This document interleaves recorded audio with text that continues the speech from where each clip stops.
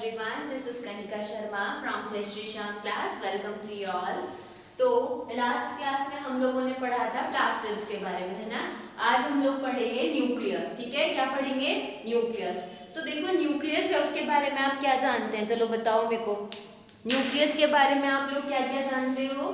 देखो न्यूक्लियस है, हमें पता है सेल के अंदर प्रेजेंट होता है। किसके अंदर प्रेजेंट होता है? सेल के अंदर। क्या? न्यूक्लियस। ठीक है, अब देखो जो सेल है वो सबसे पहले देखा किसने था? It is view by Leeuwenhoek. किसने देखा था? ल्यूवेनहॉक ने। ठीक है, but and credit of discovery goes to Robert Hooke. Robert Hooke नहीं, यहाँ पे क्या होगा? Robert Brown. तो लिख लो रॉबर्ट ब्राउन। रॉबर्ट हुक तो किसका था? सेल का, है ना। यहाँ पे लिख लो रॉबर्ट ब्राउन।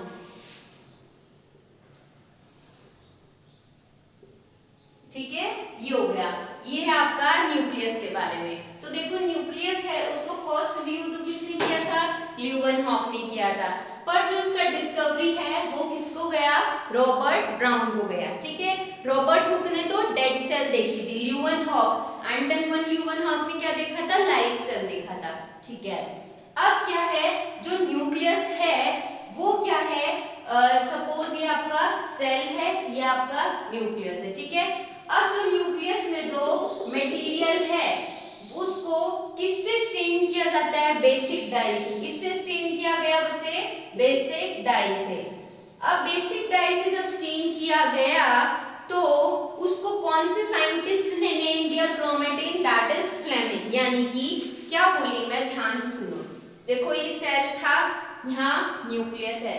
न्यूक्लियस में जो मटेरियल प्रेजेंट है इसको स्टेन किससे किया? बेसिक डाई से।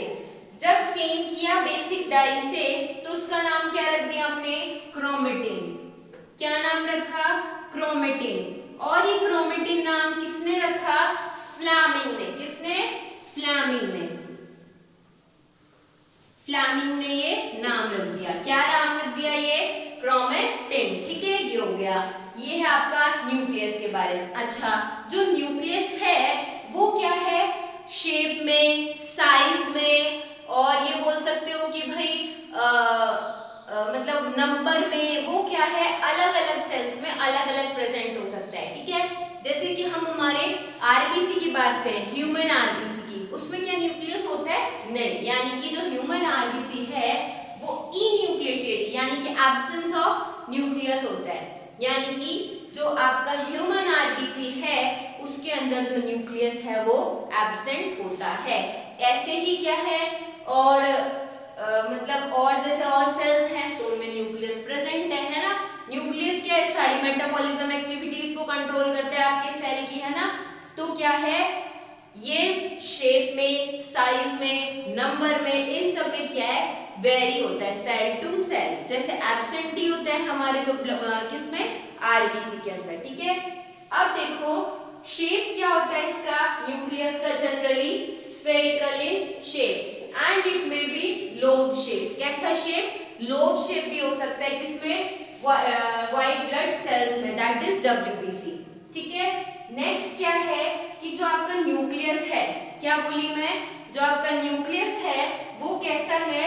डबल मेम्ब्रेन बाउंड स्ट्रक्चर है। कैसी स्ट्रक्चर है?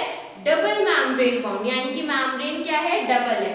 अब जैसे इस डायग्राम को समझो, ये क्या है? आपका न्यूक्लियस का डायग्राम है। लेट सपोज ये न्यूक्लियस है। ठीक है, अब न्यूक्लियस की ये वाली मेम्ब्रेन तो क्या है? आपकी इनर मेम्ब्रेन, और ये वाली मेम्ब्रेन कौन सी हो गई? आपकी आउटर मेम्ब्रेन। ठीक है, जो आपकी आउटर मेम्ब्रेन है वो तो उनके बाहर क्या प्रेजेंट हो सकते हैं? जैसे राइबोसोम्स भी प्रेजेंट हो सकते हैं। और जो आपकी आउटर मेम्ब्रेन होती है वो कैसी होती है? कॉन्टिन्यूअस। यानी कि जो आउटर मेम्ब्रेन है वो कॉन्टिन्यूअस है और प्रेजेंट क्या है? राइबोसोम्स। ठीक है, अब क्या है, ये हो गई आपकी आउटर मेम्ब्रेन और इनर मेम्ब्रेन। क्यों? क्योंकि आपकी न्यूक्लियस है वो डबल मेम्ब्रेन बाउंड स्ट्रक्चर है। ठीक है, ये बीच में यहाँ पे क्या प्रेजेंट होता है? न्यूक्लियोलस। ये न्यूक्लियोलस भी क्या है? नंबर में वैरी कर सकता है। क्या? न्यूक्लियोलस। ठीक है, न्यूक्लियोलस कैसा स्ट्रक्चर है आपका? स्फेरिकल स्ट्रक्चर होता है। कैसा स्ट्रक्चर? Spherical structure. ठीक है, अब देखो ये आउटर मेम्ब्रेन और इनर मेम्ब्रेन, इसके बीच में क्या है, यहाँ स्पेस प्रेजेंट है, पोर प्रेजेंट है ऐसे। इससे क्या होगा, एक्सचेंज होगा किसका, भाई जो भी आरएनए मटेरियल है या कोई भी न्यूट्रिएंट्स उनका क्या होगा, एक्सचेंज होगा किसके थ्रू, इस न्यूक्लियर पोर के थ्रू। ठीक है, यानी कि बीच बीच में यहाँ क्या प्रेजेंट होते हैं, स्पेस प्रेजेंट है। ठीक है, और ये क्या है आपका न्यूक्लियर मैट्रिक्स, क्या प्रेजेंट है ये, भाई न्यूक्लियस के अंदर जो भी मैट्रिक्स उसको न्यूक्लियर मैट्रिक्स बोल दिया हम लोगों ने, है ना।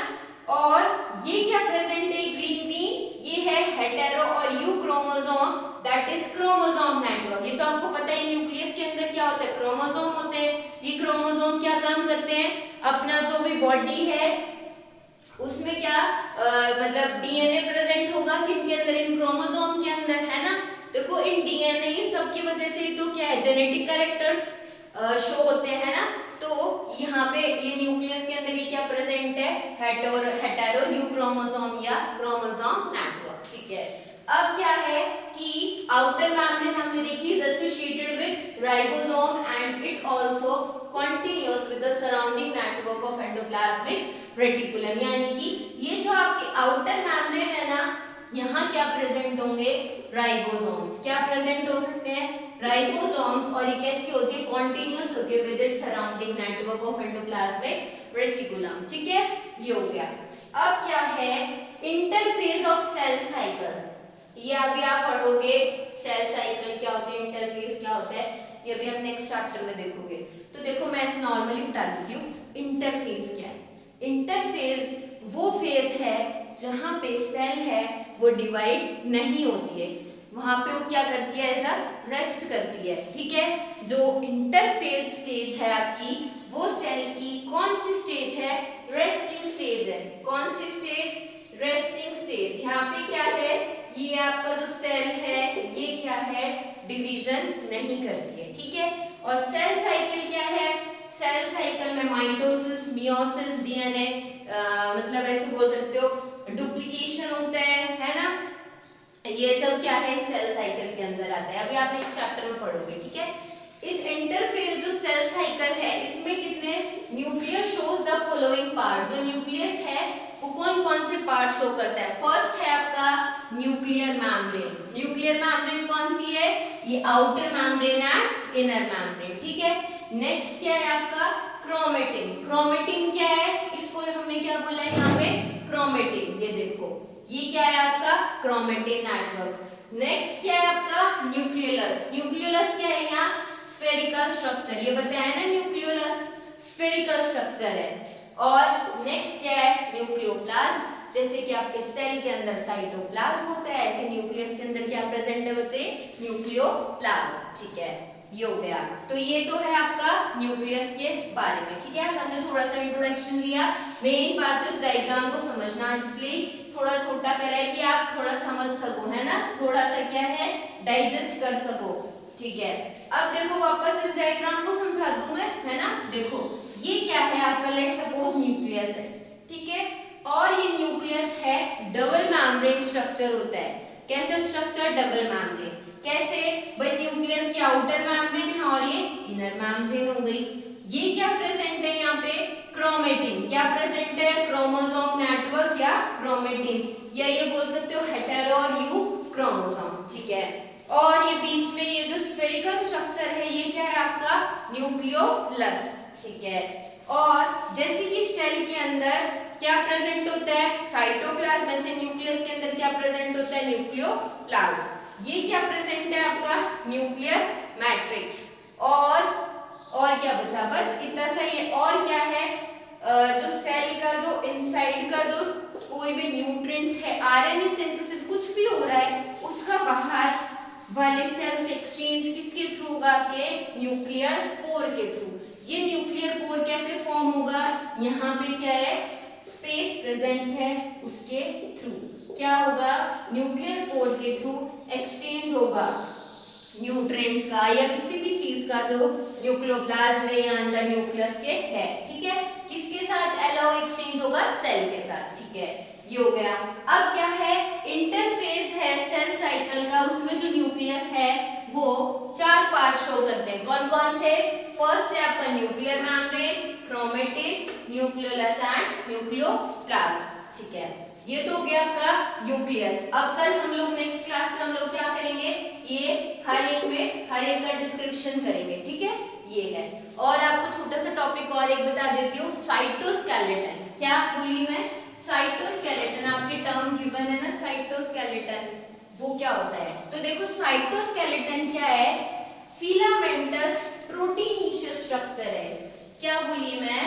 देखो छोटी छोटी हेडिंग्स है, ये नहीं छोड़नी कभी क्योंकि छूट जाती है नॉर्मली, है ना। देखो साइटोस्केलेटन, अब ये न्यूक्लियस पूरा नहीं हुआ है, नेक्स्ट क्लास में इसको पूरा करेंगे। आज तो इंट्रोडक्शन दिया है। साइटोस्केलेटन क्या होता है? इलैबोरेट प्रोटीनेशियस स्ट्रक्चर होता है, इलैबोरेट प्रोटीनेशियस स्ट्रक्चर। और स्ट्रक्चर भी कैसी? Filamentous proteinaceous structure, elaborate filamentous proteinaceous structure होती है। क्या? ये आपकी साइटोस्केलेटन। ठीक है, और ये क्या काम करती है? फंक्शंस इसके देखो, ये तो मैंने क्या बताया, ये दिखती कैसी? ये है साइटोस्केलेटन। है क्या? आपका इलैबोरेट फिलामेंटस प्रोटीनेशियस स्ट्रक्चर है सेल के अंदर। ठीक है, अब इसका फंक्शन तो देखो, फंक्शन है वो आप ट्रिपल एम से याद रखोगे। इससे याद रखोगे ट्रिपल एम से। कैसे? देखो फर्स्ट तो क्या करता है ये? Mechanical support. क्या करता है ये? Mechanical support. दूसरा क्या करता है ये? मोटिलिटी, यानी कि मूवमेंट में हेल्प करता है, मोटिलिटी में। नेक्स्ट क्या करता है ये? Maintenance of the shape of the cell, यानी कि जो भी सेल है उसका जो शेप है उसको मेंटेनेंस में कौन? ये साइटोस्केलेटन रिस्पॉन्सिबल, यानी ये साइटोस्केलेटन ये काम करता है मेंटेनेंस ऑफ द